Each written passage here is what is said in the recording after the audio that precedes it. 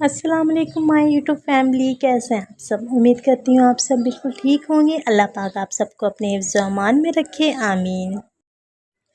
अब इस शदीद गर्मी में ईद के दिन आप लोगों को किचन में बिल्कुल भी घंटों खड़े होना नहीं पड़ेगा। जस्ट सिंपल सा पुलाव ही आप लोग बनाएं और ईद को एंजॉय करें।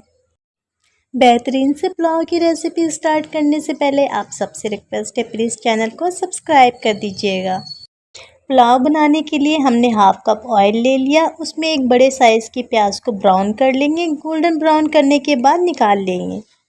मैंने कुछ साबित गरम मसाले ऐड किए हैं। 1 टेबल स्पून अदरक लहसुन का पेस्ट ऐड करेंगे। टमाटर एक बड़े साइज़ के स्लाइसेस में कट करके ऐड कर दें। 3 हरी मिर्चें कट लगाकर ऐड कर दी। आप लोग अपने टेस्ट के मुताबिक ऐड कर सकते हैं। उसके बाद हमने तली हुई प्याज ऐड कर दी। हमने हाफ़ kg बीफ को पहले से गला लिया था, वो ऐड कर दें। गरम मसाला पाउडर 1 टीस्पून ऐड करेंगे और हाफ़ kg हमने बासमती राइस भी भिगो दी थी। इन तमाम चीज़ों को ऐड करके भून लेंगे। अब हम इतना पानी डालेंगे चावल अच्छी तरह से डन हो जाए। नमक आप लोग अपने टेस्ट के मुताबिक ऐड कर लें। 2 तेज़पत्ता ऐड कर दिया।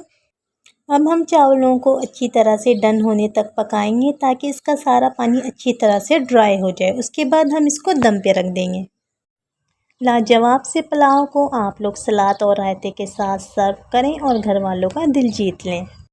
मैंने थोड़ी तली हुई प्याज बचा ली थी, उसको मैंने चावलों के ऊपर डाल दिया। आज की बहुत ही बेहतरीन सी रेसिपी आप लोगों को कैसी लगी मुझे कमेंट करके ज़रूर बताइएगा।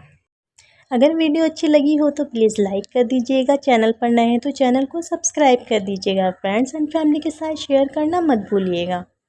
नेक्स्ट वीडियो तक के लिए इजाज़त दें। अल्लाह हाफिज़।